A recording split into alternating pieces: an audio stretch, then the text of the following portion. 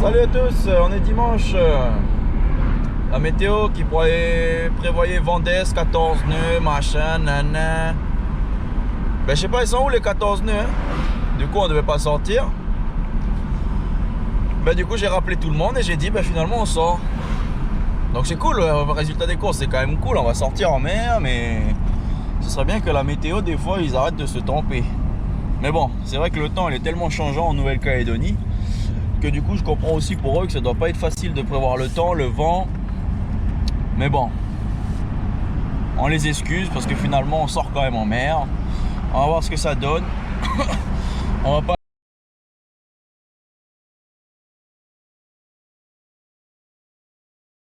On va aller faire un petit tour quand même.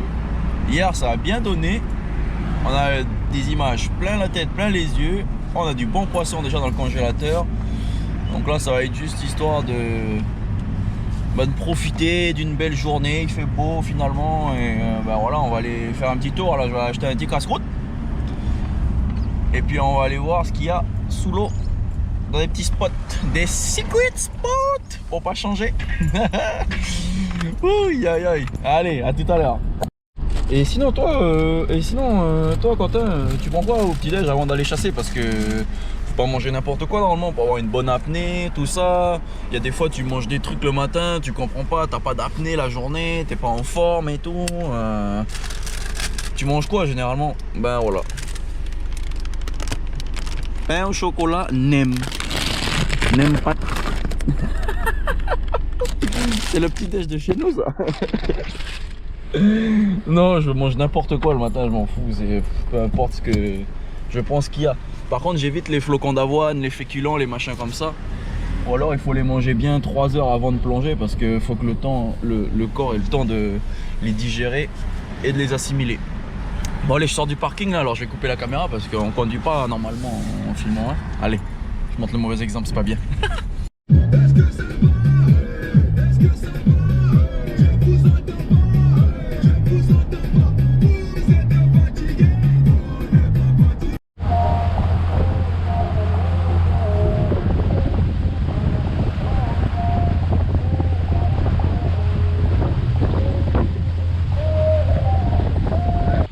Et voilà, on est arrivé au petit spot qui va bien. Mais la météo elle s'est pas trompée en fait, il y a du vent. Il y a quand même du vent. Bon, c'est comme ça, c'est comme ça, c'est comme ça. Mais là on va plonger dans un petit endroit sympa. Quand même, faut l'avouer. Avec pas mal de poissons. C'est Vendée donc on est un peu protégé du vent.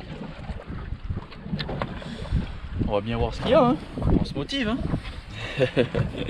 Allez on y va.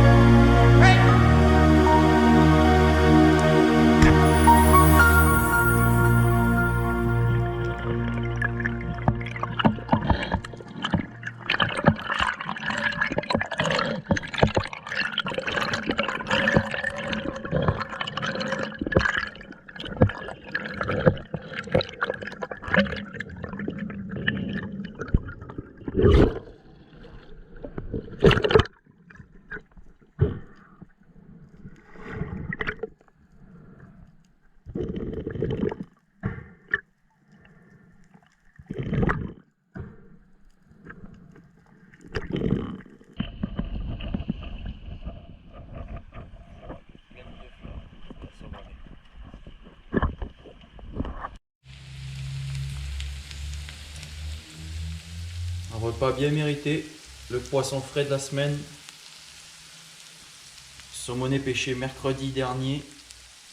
Ben voilà, ça finit en poisson pané avec des bonnes petites pommes de terre revenues à la poêle, des oignons.